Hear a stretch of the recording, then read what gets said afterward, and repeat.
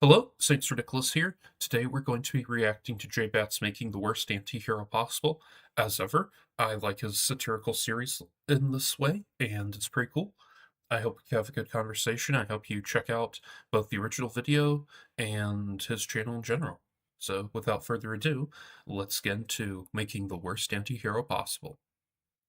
Antiheroes are just like regular heroes, but they have one thing regular heroes lack: a personality that never gets annoying. Antiheroes are for those who realize that childish concepts like doing the right thing or basic decency are for lame nerds who don't understand the value in brooding in dark corners on a moonlit night. Antiheroes are the peak of protagonistic endeavors. You still get to save the day, but act like doing so is above you, so nobody thinks you're cringe for caring. Nobody ever finds antiheroes cringe. Not ever. So Jtholomew the Bold, the slayer of dragons. Now, that guy with the katana, I'm honestly not certain where that picture's from. Let me know in the comments, please. And yeah, this guy's pretty funny. And all my detractors online, he's getting sidelined. He likes rescuing cats from trees and helping the elderly cross the street. Far too much to fit this video. We'll waste no time in our new protagonists. Wow, I didn't realize that that guy could become so relegated so quickly. Introduction. Meet Killblood Heartthrob, the Black-Hearted, the Prince of Shadow, the Lord of Edges. At age 14, he killed both Edges? I do not see any edged weapons in that picture, my good sir. of his parents after he found out they were necromancers, only for it to be revealed that they weren't actually necromancers. They were just emos who liked doing photo shoots in graveyards. The tragedy of this dark and twisted reveal set Killblood on his dark and twisted path forevermore. Now, other protagonists, like Jtholomew, may be accused of being self-inserts, but not Killblood. Even I'm not cool enough for Killblood to be my self-insert, but he will have all my best Well, a bit of humility, I guess. Again, like Baldur's Gate 3 background, and qualities, especially. Let's see what the map is going to be like today. Especially my humility. Because Killblood, tortured soul that he is, will always angst about whether he's powerful enough to defeat his enemies. But of course he is. I mean, he's the protagonist after all, but I guess he doesn't really know that. Such situations will... Sorry.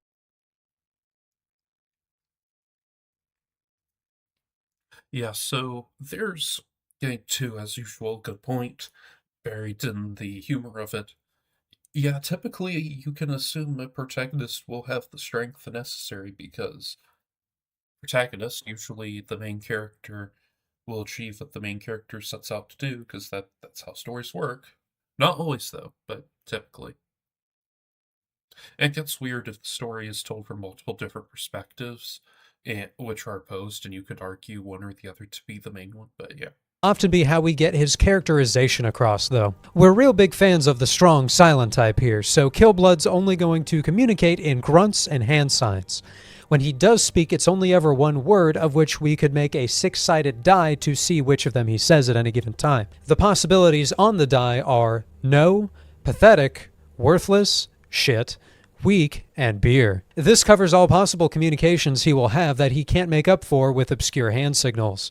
Most of the time he'll be speaking, it'll be in his inner monologue, which will go on for pages and pages every time he's in a social situation. His wondering if every random passerby is going to try and kill him, or if the cabbage salesman is actually poisoning his wares, will come off as him being a rugged, observant survivalist, and not a paranoid train wreck. But somehow, I don't think it's going to come across that way.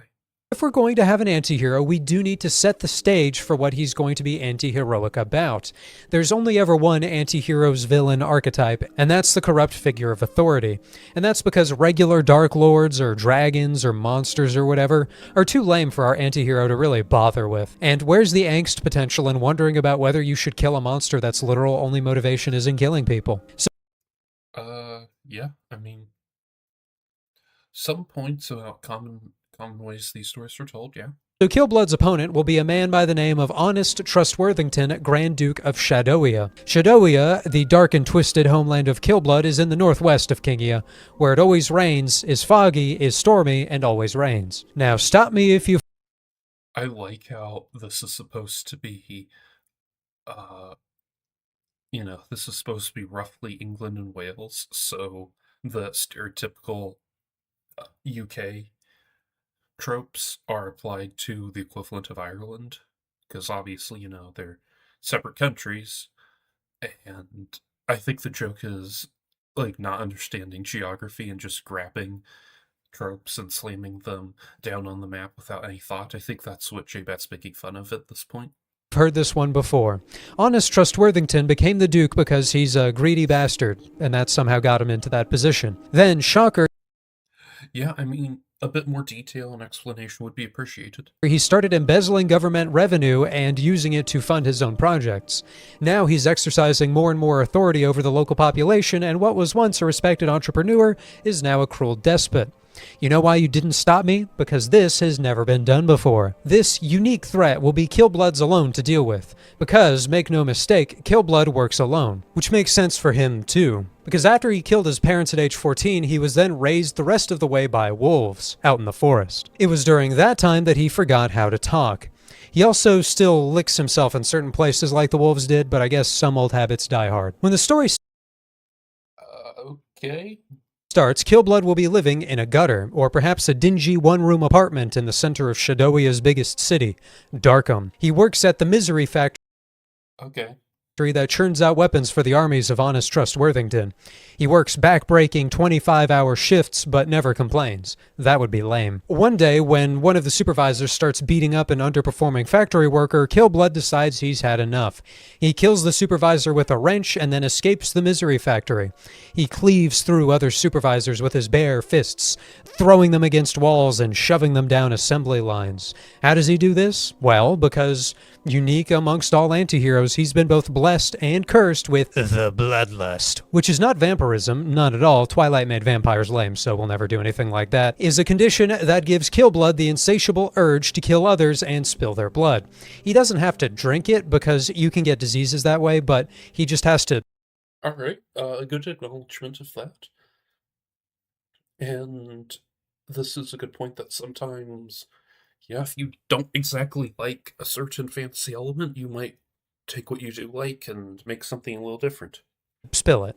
He's been restraining his urges all this time because he's just got such a strong will, and because then he'd have had to have been on the run before the story starts, but then we can't have the wish fulfillment angle of having him escape a terrible normal life. He was cursed with it back when he lived with the wolves. He defended his pack against a monster in the woods that only existed for us to introduce this part of his character.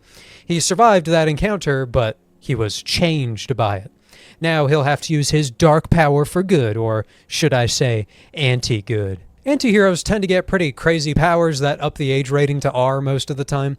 Now, I know in the past we've been talking about keeping things PG-13 for our inevitable movie adaptation, because that's the best way to get the most people into seats. But the truth is, parents don't read age ratings anyway, and we're really aiming for the Deadpool crowd.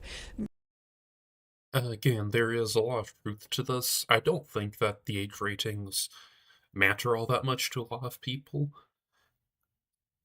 And yeah, I just don't think that in modern society people care too much about that, which, I mean, of course, if you're making content, you should consider what sort of story you're telling and who you're marketing it to. And, how to say. I don't think that the age ratings are what a lot of people determine things by, honestly, nowadays. But still, like just don't make a story a certain way. I'd say just to slip stuff in or up the age rating or whatever. Focus on what actually makes a good story, you know? You know, the Deadpool crowd who thinks they have better taste than most Marvel fans, but if anything, have it far worse, as is their hygiene typically. So while the Bloodlust does act as a curse for good old Killblood, it also does grant him epic boons, namely blood magic. Look, if you ever want magic to sound evil, it's blood magic. You know, sometimes necromancy, the literal puppeteering of your grandma's corpse, is perceived as evil magic in fantasy settings, but it's gotten kind of normalized now because of tabletop RPGs, and I mean, skeletons are pretty cool, even if it does mean you have to touch dead bodies. Where was I? Yeah, I mean, necromancy is a pretty neat ability. Of course, there are other ways to use death magic besides animating undead. Right. Blood magic. The magic of blood. bloody magic. This is the default option for wanting a magic that can actually have benevolent uses, but will still come off as edgy and dark. Now, you might remember from earlier videos that our magic system is not. Well, I mean, depending on the setting, you could animate skeletons to do dangerous labor for people, or you could use life leeching to take out bad guys, or you could, depending on the world's cosmology, you could like set up wards that dampen and drain away like deathliness so people can live longer, or you could use targeted uses of it to pulse through communities and only hit like plagues. As ever, of course, you could do almost anything as long as you can make your magic system accommodate it. Not at all compatible with elemental magics like blood magic specifically, and I would tell you to shove it because this is canon now. Now, what exactly does blood magic do? Does it allow him to heal his wounds by literally just sucking the blood back into his body when he's hurt? Can he donate or even conjure it to injured people and work as a massively life-saving blood magic donor? And against his enemies, could he not just give them a deathly nosebleed, or upon landing a single cut, tear away the rest of their blood and leave them looking like a Capri Sun you dropped a cinder block on? No. He just kills people with his sword. The blood magic just comes in every time he lands a cut, spraying more of the enemy's blood out than you'd see in a Kurosawa film. More blood equals more mature storytelling. After all, that is why the Saw movies are the most mature films ever made. This is kind of reflects an issue that sometimes authors and game devs and such will say a character's powerful, or a character will be some sort of caster, but their powers won't really seem useful or won't really get used. I'm put in mind of in the novel Prospero Burns and the Horus Heresy.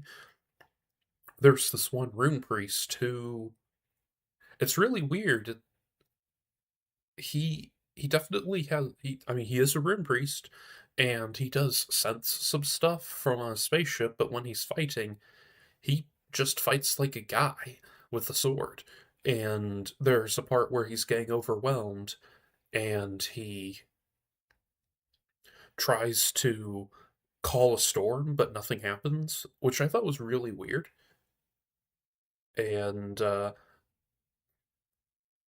then he does do something else, which is pretty weird, but it's not really combat relevant, though it's definitely a psychic ability. It's a form of necromancy, actually, which is kind of ironic, but yeah. It's a good point there, for sure. Could also make his speakable lines go up to a D8 if we wanted, and add the phrase, "I am stained." Yo, it's anti-J-Bat. Awesome. Bloody with red blood. To be a stock sentence he says in place of thinking about the carnage and violence he causes. One of those kind of lines he'll say while covered in blood, of course, clutching his sword in one hand and his fist like this while he looks up mournfully, not actually mourning what he's doing. It's just a vibe. Into a rainy sky that washes some, but not quite all of the blood away. There has to be some blood on him at all times, remember. I do wonder what would happen if I initiated like a drinking game that involved taking a shot every time I say blood in this video. I would not recommend. Yeah, that would be like a way to execute every Warhammer dwarf with alcohol poisoning. Yeah. Recommend it though, because if I did incite that, it'd probably be deadly enough to make me one of the world's most prolific serial killers. Would that count as serial killing though? Whatever. Huh, that's an interesting question. I'm sure someone could write a story about the ethics of setting up such games that lead to harm. Sounds like a good idea for a dystopian TV show or something. Next thing to figure out is our anti-hero's love interest. Now, an important concept when writing anti-heroes is to make their lives as miserable and thankless as possible so that we can pretend that at least 10% of their relentless edginess is justified. But unlike a lot of love interests, we're going to start the story with these two already together, because anti-heroes are cool and can get into relationships as much as they want. Nobody finds their attitude, dubious methods of making income, or general bloodlust to be a red flag. But we'll name this love interest Wilby Fridged. Wilby is smart and clever. Okay. Well, we know what's going to happen to this character. Also, that's a really cool design on Hero Forge. Very well done. I especially like the flesh coloration here. The necklace, though, I don't know. When I make Hero Forge stuff, I tend to use more brightly shining metals, but I don't know. Also, I wonder, are we supposed to think that these markings on people's bodies are common in this island? And funny and hot and has a stable job. She's honestly more capable and competent than our protagonist is, and probably somewhat less annoying than him as well. Wow, that must have been really hard to do, making a character who was actually stronger than the protagonist. Honestly, one might even wonder why she would be in a relationship with Killblood, considering she can take great care of herself and could definitely land a relationship with a much more stable individual. But she doesn't have blood magic, and that's kind of the difference maker. That and Killblood's peerless charms, as we've been demonstrating. But will be as Charms? Like what? Is he like a death hag from Age of Sigmar who manipulates people's blood to cause them to feel emotions? That's the only thing that makes sense to me. pretty great. That's why we kill her on page 3. All that description I just gave you, that'll be in the manuscript near verbatim just before she gets hit by a semi-truck. Wait, nope, wrong setting. Before she gets run over by a horse. A horse ridden by honest Trustworthington, because he wasn't looking as he raced down a hill somewhere. And Interesting, because I think him choosing to run over someone would make him more evil and therefore a more appropriate target for an edgelord. this will be the reason that it becomes Killblood's journey to hunt down honest Trustworthington. He does not care whatsoever for the thousands starving on the streets, doesn't even look when a child asks him for a scrap of a crust of bread, but run over his hot girlfriend with a horse? Now it's on. Is there any value lost in killing off what might have been one of our most interesting characters on page 3? Yes, that's why you. Hmm. Okay, I'm going to say something controversial probably, but personally, I generally lean towards important characters are much more interesting if they don't die, and you just keep on making content with them. There, I said it. And of course, it's going to vary because uh, it depends on the scale of your IP. So, for instance, if you are making a book series with, I don't know, 50 books, then a character who's supported for 2 of them and dies, that's one thing. But if you're only making 3 books, that's quite another. No, because love interests aren't people, nor is anybody who isn't the protagonist, really. That's also why we'll kill off his brother. Well, at least we're getting equal opportunity empathy to human life. I guess that's something. Childhood dog, and entire extended family by Whoa, whoa, whoa! You can't just kill off the dog like that. You can't put that in movies. The audience won't attend. page 5. While we've been essentially making it so already, this is crucial for the establishment of the tragic backstory required by all antiheroes. Remember, people's decisions and outlook are determined purely by the things that have happened to them. In fact, we're defined by the worst things that have happened to us. It's not like you can ever overcome those things, nor that in doing so one might stumble across one of the best kinds of character arcs. But what is a character arc, really? It's the arc from the beginning where the protagonist hasn't won yet to the end of the character arc where they have won, and their epic blood magic powers have gotten even stronger, though they were already the strongest person ever by the time they started. Now, with this tragic backstory, you might expect it to define Killblood's outlook on the world, that he might reference all those people he lost constantly, or that he might wonder if the person he's becoming is what any of them would have wanted for him. But it won't be that way for a few reasons. 1. Being sad about your dead relatives is not quite the same as the angsting we actually want. 2. Then we might have to actually come up with different events and good times he's had with all of those people. A bunch of now one-sided noodle incidents that could be explained but never quite understood. And overall, we'd have to actually put care into these plot people that we wrote into Killblood's backstory. And then 3, it would imply that Killblood isn't strong enough to simply move on, and anything that implies Killblood has any weaknesses is bad. So in the first... So, going over that, obviously, I think you can tell most of what he's actually conveying through the medium of satire. Though I will say there is a little nugget worth digging out, a little piece of gold, if you will. Oh, I don't know if it's gold, silver maybe. Where, how to put this properly? They're, yeah, having a character who does feel these things, yeah, means that they do, and it means that they don't have it in them, I guess, to just move past these horrible losses at once. And I don't think this makes a character necessarily pathetic, but it is the sort of thing where I think it's fine, but it's one of those things to, just put a little bit of thought in there and make sure it makes sense. Because, for instance, if your character is a robot that doesn't have feelings, then this wouldn't really make sense. You know. First 5 pages, when we describe these people and how they died, that being cholera, bar fights, and boating accidents, we can have Killblood stoically lament their passing, and then he will never talk or think about them again. The other benefit of writing things this way is that without any pesky Ooh, that's a pretty cool Crimson Moon. side characters getting in the way, we can have a lot more time to spend with Killblood specifically. I mean, what's more interesting than Killblood? He doesn't speak, he's emotionally stunted, and has a stock revenge motive propelling him through the plot.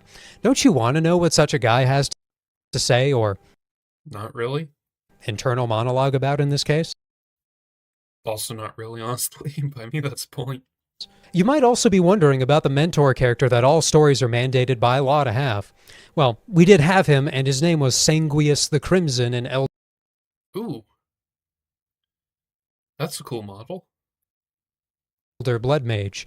You might expect me to say, and he taught Killblood the secrets of blood magic, that he might one day fight injustice, or whatever else you could do with blood magic. But that would imply that being raised by wolves wasn't enough for Killblood to know all of that stuff already. So instead, Killblood killed Sanguius in an honor duel at his first day at the Blood Magic Academy.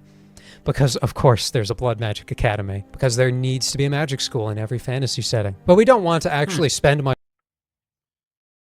So, again, that's actually kind of a pretty good point, in that in a lot of settings there should be magic schools. Like, okay, here's a good example. In a lot of Forgotten Realms novels that I've consumed, other than with the Drow, there's very little large scale training of casters. And that's always seemed weird to me. You'd think that countries would have programs to try to get as many people as possible to become clerics, or that temples might do outreach and try to inspire people to devote themselves and, in turn, possibly be able to cure wounds and hurl bolts of light. And also, it's kind of strange how it doesn't seem like there's a ton of wizard schools or conclaves of sorcerers or warlocks sharing abilities and mentoring each other. I know there definitely is the solitary mage archetype, but yeah, I think a lot of settings would benefit to have some something like this, because it makes sense that the authorities either would want to gather and harness wizards, or themselves are, and would want to develop the ones like them, slash make sure that they don't do some independent research that could have calamitous consequences, whatever those might be. Much time there, and so, ergo, Killblood gets there, free tuition I guess, because I don't think we really gave him all that much money to work with. But then again, the fanfic writers will find him a lot hotter if he did come into a lot of money, so scratch. So don't do that, because fanfiction is, well, we don't need to get into what fanfiction is in this video. That he inherited all the money from his dead girlfriend who actually had a stable job, then spent about 70% of it drinking. After getting his stomach pumped somehow at a medieval apothecary, he then spent the remaining 30% of it to go to blood magic school. But then he was challenged by Sanguius for his arrogance, or what Sanguius called arrogance, we call it justified self-confidence. And so Killblood bloodily killed Sanguius with a single strike. This is all. Actually, that does kind of make sense in a way, that if someone was just born with such capabilities, it makes sense that person would be incredibly arrogant. On page 6, by the way, if you're keeping track. The beginning needs to be short so we have more angsting time. He then turned to 180. No. 360 degrees around and walked out of the blood magic school, confident he knew everything he needed to know. None of the students nor staff at the blood That was pretty funny. magic academy actually liked Sanguius all that much, thankfully, so he won't have to worry about any revenge plots. Unless we run out of ideas for the manuscript, considering we've still only given ourselves about 6 pages of content. So maybe if by like Act 2 we're running out of ideas, then we might have some vengeful blood mages come after Killblood, but we both know how that'll go for them, don't we? But with everything important finally established for Killblood, he's now ready to go take down Honest Trustworthington, which he does. It's actually quite easy. Honest is just a corrupt businessman, not a battle-hardened serial killer-esque blood mage. Okay, that's actually probably the best done thing in this whole story, taken unironically. It makes sense that if this guy is just a corrupt businessman, basically, that he probably wouldn't have fought, very possibly, depending on how the world is, and that if he isn't a wizard, that he'd be defeated pretty easily. Though you'd think he'd have bodyguards. Fight starts on page 299 and ends on page 300. What did we do with the intervening pages between page 6 and there? Antihero stuff, of course. And what exactly is that? What is it really to be an antihero? What have I described here that makes I wonder if this is intentional. I bet it is, how we have just all of this, and now we're only finally getting to what an antihero is being explained, where, in the same way, there's page 6, and then you jump more than 200 pages. I think that's a symmetry, and if it wasn't intended, it's still pretty cool. him an antihero as opposed to a regular hero? Well, he's never actually done anything that unheroic. Killing Sanguius maybe wasn't great, but he's also a master blood mage, so he was probably kind of a bad dude. And it's not like we're going to have Killblood like kick dogs or actually be rude to people, because then the audience wouldn't like him. You must remember that audiences hate characters with actual personality flaws. So what is the difference between a hero and an antihero anyway? It's literally just vibes. When you're on the other end of their sword, they look about the same. Okay, this is actually pretty true, how, if you think about it, there are many heroes, I'd say, who you could point to this or that negative trait, and a lot of anti-heroes, people call them anti-heroes, but in many iterations, it's like, yeah, sure, they're grumpy, but do they really do anything that bad?